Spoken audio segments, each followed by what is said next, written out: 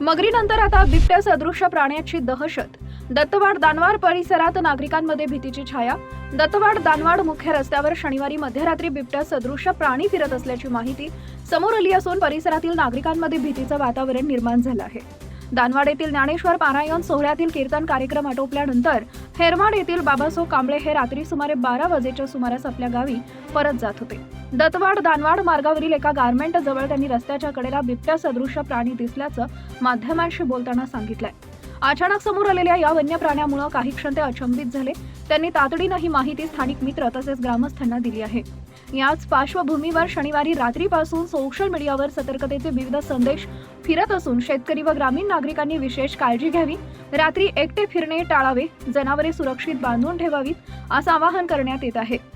2 दिवसांपूर्वीच परिसरात मगरीच्या हल्ल्यात एका व्यक्तीचा मृत्यू झाल्यानं नागरिकांमध्ये आधीच भीतीचं वातावरण होते. त्यातच बिबट्या सदृश्य प्राण्याच्या हालचालींच्या चर्चेमुळे दत्तवाड दानवाड परिसरात दहशतीचं वातावरण अधिकच वाढलंय. स्थानिक ग्रामस्थांनी वन विभागांनी तातडीनं पाहणी करून योग्य ती खबरदारी घ्यावी अशी मागणी केली आहे. दरम्यान बिबट्याच्या हालचालींची खात्री करण्यासाठी वन विभाग लवकरच तपासणी मोहीम राबवणार असल्याची माहिती मिळते आहे.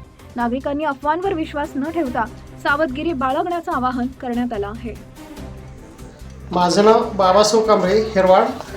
नवे दानवाड या ठिकाणी हनुमान मंदिरामध्ये पारायण सुरू आहे. त्या पारायणसाठी मी साऊंड सिस्टीम लावलेली आहे. पारायण कीर्तन करून मी घरी जात असताना 12:30 वाजता सिद्धनारायणच्या मळ्या शेजारी बिबट्या सदृश प्राणी मला दिसला.